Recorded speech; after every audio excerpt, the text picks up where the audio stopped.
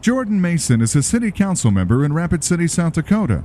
And despite his young age, he's already proven he's pretty good at getting to the bottom of sometimes uncomfortable truth. Currently, last reported was $163,308,000 in debt, which puts us, without adjustments, at almost $250,000 above and beyond what our tax revenue income is in debt. So when this burgeoning lawmaker turned his attention to city involvement with the Municipal League and the National League of Cities, he immediately uncovered an alarming connection to a name that strikes immediate fear in conservative hearts. A man by the name of George Soros. George Soros. George Soros. George Soros. Yes, that George Soros. The man who's become the focal point of conservative dread for his well-moneyed and influential role on a host of socialist efforts.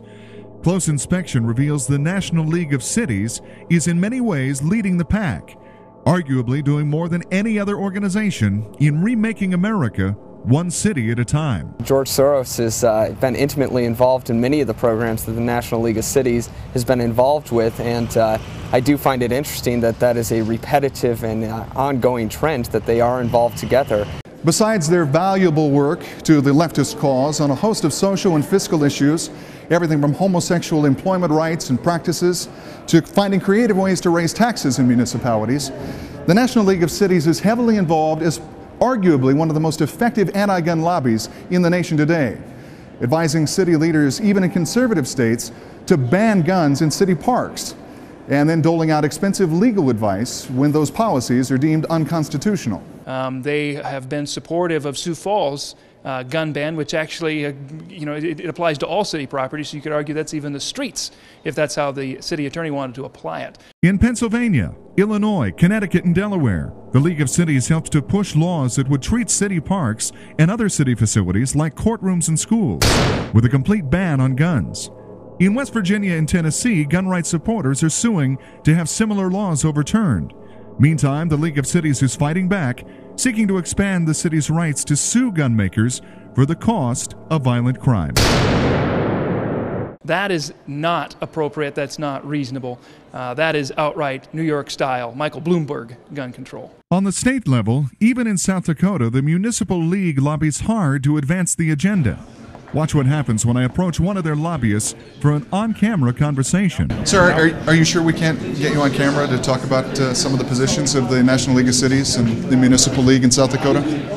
As evidenced by the hasty retreat beaten by their representative when we tried to talk to him on camera, the Municipal League and their parent organization, the National League of Cities, hold political positions on virtually every issue that are far to the left of South Dakota's center-right philosophy, or of Americans in general.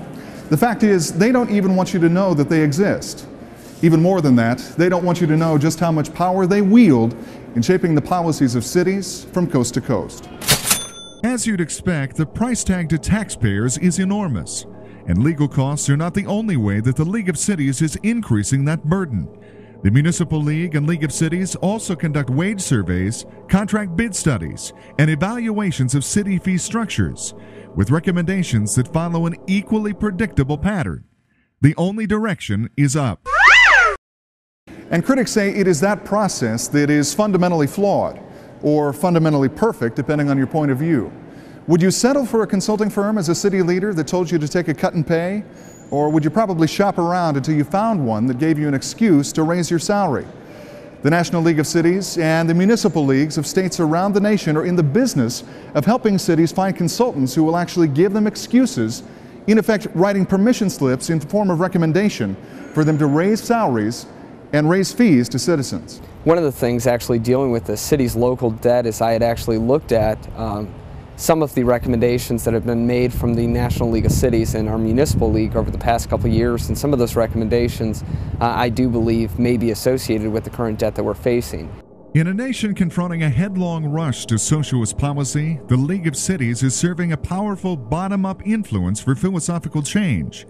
For leaders like Jordan Mason and others, a disturbing pattern that must no longer be allowed the protection of ignorance, engaged in a growing national resistance to an agenda they can no longer conceal. So I do believe that some of the other sides on this political wave of ideology we're going to have to, start educating and doing the exact same thing that the National League of Cities are doing, which is really fighting fire with fire. Start at a local base and start getting the people educated about what's going on. Shad Olson, SOS TV News.